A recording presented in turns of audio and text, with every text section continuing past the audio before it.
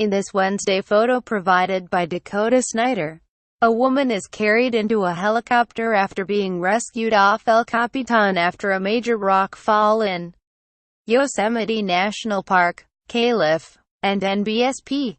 Harrowing stories are emerging about two massive rock falls at Yosemite National Park that killed one man and injured at least two others this week.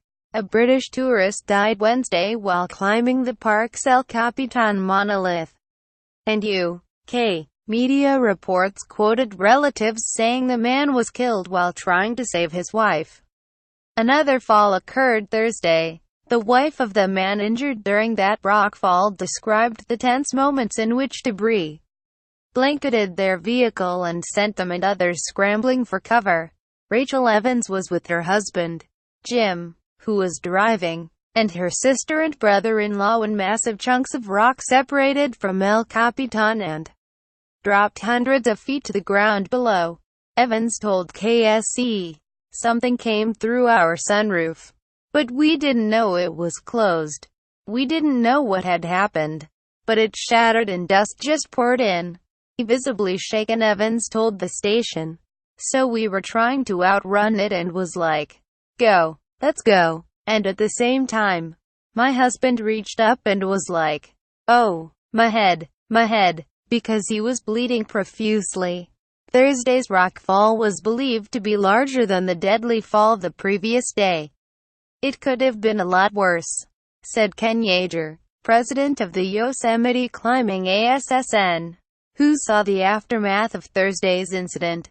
"From what I hear, we got really lucky. A rock the size of a golf ball could be fatal," he said, and he estimated Thursday's fall was 10 times bigger than the colossal chunk that broke off a day earlier. "That anybody survived, it just blows my mind," he said. Yeager was coordinating a park cleanup Thursday when he saw a dust cloud from about a mile away, billowing from the formation. Immediately, his phone began buzzing as people tried to figure out what had happened and emergency crews rolled to the scene. After Wednesday, "I guarantee there's no climbers climbing near that rock," he said. "If they were, they're crazy." A British newspaper reported that Andrew Foster, the Welsh climber killed by falling rock Wednesday, died while trying to shield his wife.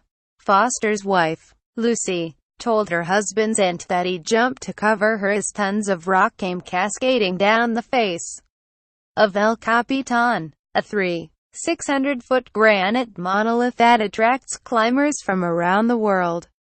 In an interview published Saturday with Britain's Times newspaper, Gillian Stevens said Lucy Foster told her, "Andrew saved my life. He dived on top of me as soon as he could see what was going to happen. He saved my life." The couple, who lived in Cardiff, Wales, described their love of the outdoors in a blog. Cam and Bear. Dramatic photos posted on social media by witnesses showed a plume of dust billowing from the rock formation after the rockfall Wednesday. After the dust cleared, a massive white scar was left behind. Yosemite Valley, with its steep, glacier-carved cliffs, has seen many rockfalls, though fatalities are rare. In more than a century of record-keeping, rockfalls at Yosemite have resulted in at least 17 fatalities, 85 injuries and damage to buildings, roads and trails, according to News and Park reports.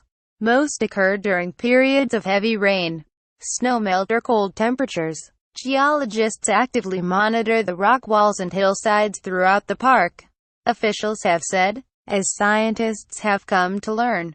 The domes and arches carved into the park's famed granite cliffs are constantly moving. According to a study published last year in Nature Geoscience, granite rocks, any kind of rock, is more dynamic than people realize. Pieces are falling off. They're constantly changing, Yeager said. Over the course of the years, these features gradually loosen, until one day, it's just a catastrophic release. The dramatic rock formations were created as layers of rock peeled away from the mountainsides, like an onion. The flakes remain attached at a few points but are completely hollow in the middle. In Yosemite, these precarious attachments, geologists call them exfoliations, fall at a rate of 1 a week. On average. Most often, they collapse because water repeatedly freezes and thaws in the cracks, destabilizing the cliffs. Sometimes they fall apart during an earthquake. Other times, though, rockfalls happen on sunny days with no sign of rain or seismic activity. Now geologists from the U.S. Geological Survey and the National Park Service have found a potential cause for the seemingly spontaneous rockfalls: heat. As the temperature rises from morning to afternoon, the thin outer layer of rock moves ever so slightly away from the cliff, then returns as the evening cools. As the cliffs inhale and exhale, so to speak, the tips of the cracks weaken. Over time, the cracks slowly open wider and the stress from the heat can prompt the rocks to fall. Park officials have said the falls don't increase the overall dangers in the area, and climbers continued to trek through on Saturday. Hayden Jamieson, 24, of Mammoth Lakes, Calif, told the Associated Press on Friday that he planned to head up El Capitan early Saturday. It's kind of an inherently dangerous sport, but Jamieson said he felt more at risk of being struck by a car on the street than from a falling slab of granite in the wilderness. Times writer Sean Green and the Associated Press contributed to this report.